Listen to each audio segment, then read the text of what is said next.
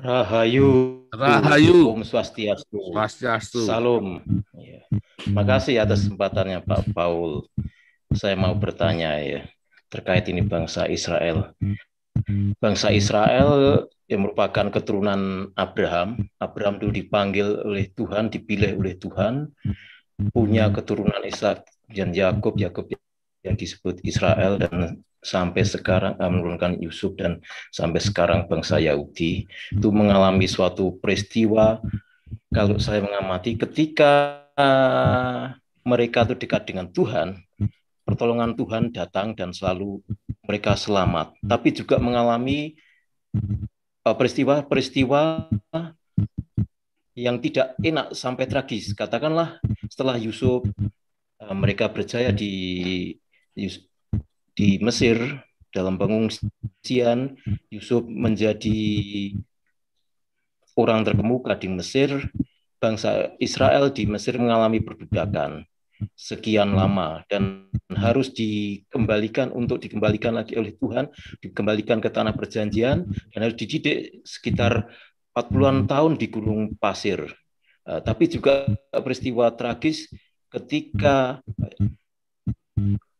bangsa Israel harus dibuang ke penjajahan, juga mengalami tragis ke penjajahan Babel, juga mengalami setelah Kaisar Nero mengalami diaspora, dan yang terakhir ya pernah mengalami genosida di, di Jerman zaman Hitler, sehingga ada upaya pembasmian bangsa Yahudi, ada kamp konsentrasi Auschwitz dan sebagainya. Nah, itu kadang saya berpikir, mengapa kejadian seperti ini diperkenankan Tuhan terjadi atau diperkenankan Tuhan. Nah, ini kan perlu kita jadikan pelajaran agar kita sebagai umat Tuhan tidak seperti bangsa Israel yang ya tegar tengkuk itu harus mengalami hal-hal seperti itu. Nah, ya, memang kita mengakui bahwa bangsa Israel itu bangsa pilihan Tuhan dan unggul ketika dekat dengan saya menarik pelajaran ketika dengan Tuhan, pertolongan Tuhan datang. Tapi kalau mereka seenaknya sendiri atau melawan atau ya tegar tengkuk itu bisa mengalami ketragisan yang tidak karuan. Nah, mohon dijelaskan mengapa itu Tuhan mengizinkan sampai terjadi hal yang sangat tragis, pembasmian dan sebagainya itu. Itu saja. Terima kasih Pak Paul. Nah, itu kan karena uh, penyucian dan pemurnian itu kan selalu ada kan.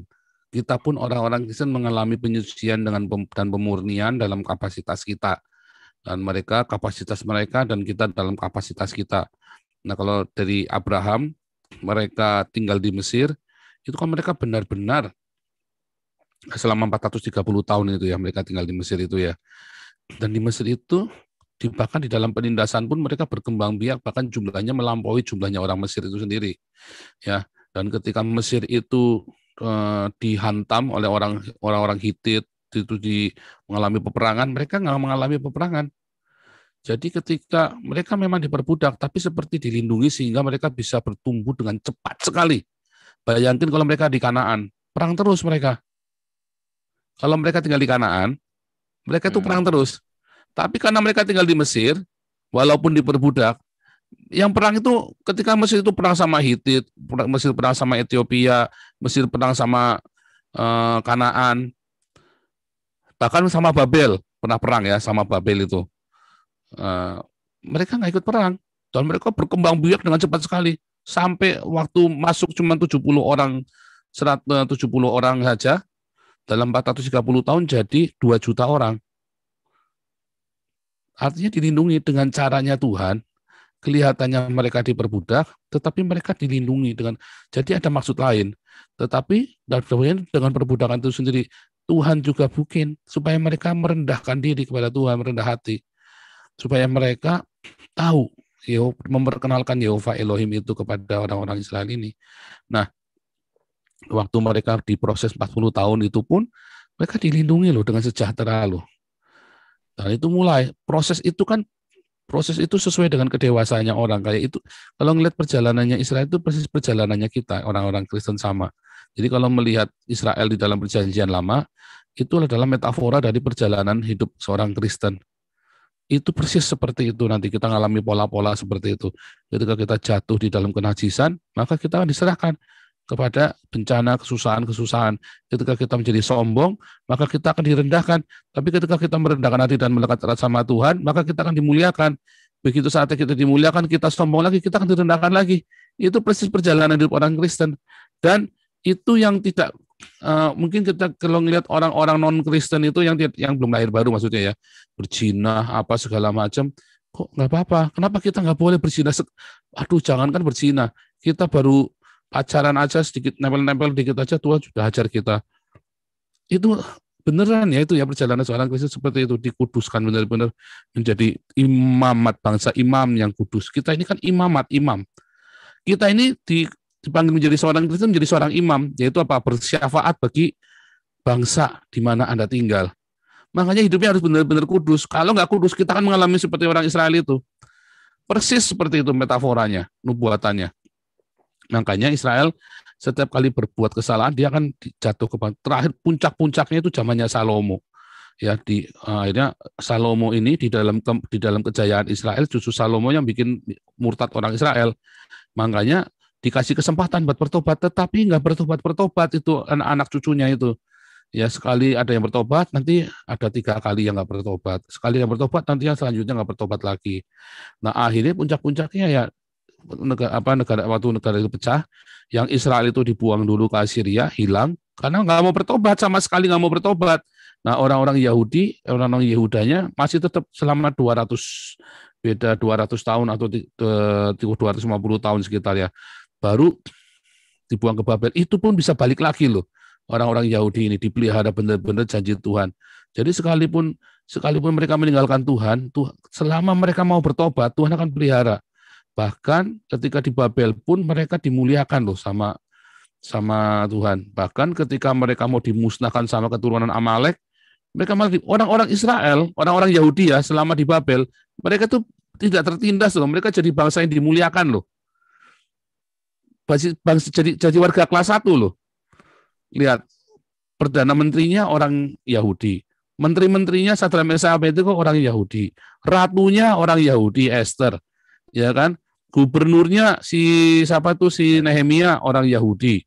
Ezranya itu yang dikasih kuasa itu juga orang Yahudi. Jadi mereka itu dimuliakan.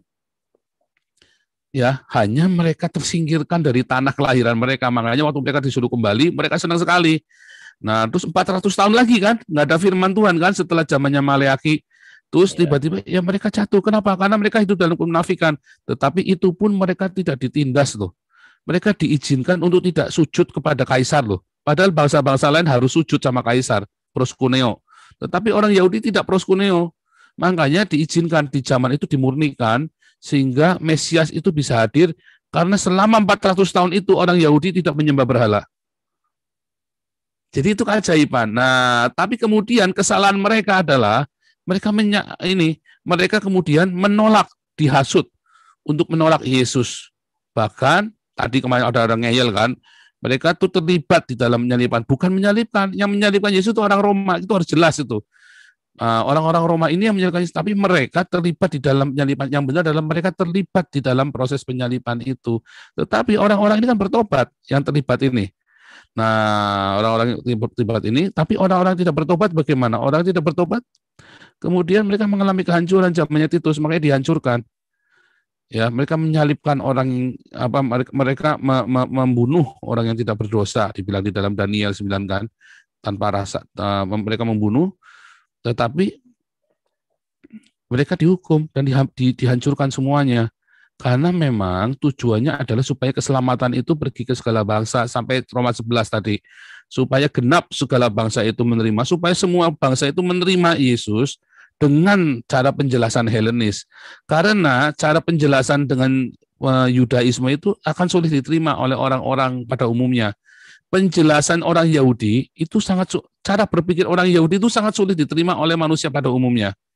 Makanya ilmuwan-ilmuwan itu kan semua tuh rata-rata dari orang Yahudi, ilmuwan terkenal yang pembuat sejarah dunia itu, ya kan, termasuk Einstein tentunya sendiri kan, itu orang Yahudi semua. Karena cara berpikir mereka memang beda. Yang katanya orang dunia bodoh, kayak Einstein kan dianggap dunia bodoh untuk mempermalukan orang-orang yang pintar. Einstein itu kan dianggap idiot waktu sekolah kan, karena nggak lazim cara berpikirnya.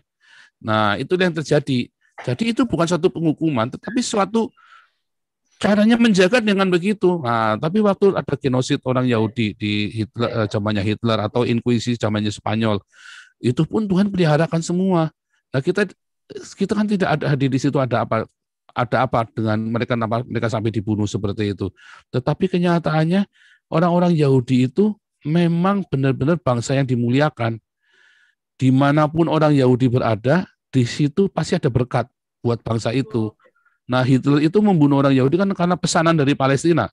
Jadi itu aksi reaksi karena orang Yahudinya Zionisme mengokupasi Palestina. Nah, negara-negara Arabnya dia panik, dia minta Hitler buat bunuh orang Yahudi ini. Jadi itu aksi reaksi, itu adalah korban perang. Jadi kita melihatnya jangan orang Yahudi yang teraniaya sendirian di Jerman, bukan. Tapi kita melihat Yahudi sebagai sistem global dunia. Mereka mau kembali ke tanah Fenisia, dan orang-orang Arab ini nggak terima. Nah, itulah ongkos dari perang, ongkos dari Zionisme, ongkos dari aliyah kembalinya orang Yahudi ke tanah Fenisia. Itu ongkosnya 6 juta orang Yahudi itu dibantai semua itu. Nah, itu suatu ongkos, Pak. Jadi itu korban perang namanya. Sama seperti kenapa dulu ya di Eropa ini perang saudara, mereka bunuh-bunuhan. Kok menderita sekali? Bukan, itu ongkos dari kesalahan-kesalahan yang dibuat. Nah, itu sama, itu baik kesalahan atau tidak kesalahan, semua. Indonesia pun mau menjadi negara Indonesia pun banyak yang mati. Kan sama, apakah dijajah? Bukan, dijual. Jadi itu adalah ongkos, Pak, ongkos dari sebuah kehidupan yang seharusnya tidak perlu. Kayak Papua sekarang ini, kita berdoa buat Papua supaya jangan ada pertumpahan darah. Yang seharusnya nggak perlu ada pertumpahan darah. Karena begitu orang-orang serakah dan mereka ini selalu ada pertumpahan darah. Yang korban selalu orang-orang yang lemah. Orang-orang Yahudi yang di Jerman ini yang nggak bisa pergi hijrah ke Amerika. Karena kan mereka keburu ketangkep. Ya kan. Nah, kalau ada orang-orang Yahudi yang pergi ke Belanda, itu ada filmnya ya, saya lupa judul filmnya itu. Ada satu intelijen Belanda itu yang mengkhianati orang-orang Yahudi ini, dibunuh, kasihan sekali. Padahal harusnya mereka bisa selamat waktu di Belanda itu, kan banyak orang Yahudi menikah sama orang Belanda, ya kan, karena supaya bisa selamat dari kejarannya Hitler. Tapi waktu itu ada intelijen Belanda yang mengkhianati. Nah, itu adalah ongkos. Nah, bukan masalah siapa, bukan, tapi memang itu adalah ongkos dari sebuah perdamaian yang dikuasai oleh iblis. Nah, sama dengan orang-orang Islam, orang-orang Kristen. Kenapa selalu dipersekusi di mana-mana? Apakah salahnya orang Kristen sehingga dibantai? Enggak, jangan melihat itu adalah pembantaian. Kita melihatnya itu adalah bagian dari sistem, bagian dari perjuangan. Itulah sebabnya kekristenan itu di Cina pun dianiaya tanpa melawan loh. Kalau orang Islam kan karena ngelawan, karena mau makar, ya wajar. Kalau Kristen enggak, kita diam saja pun dianiaya.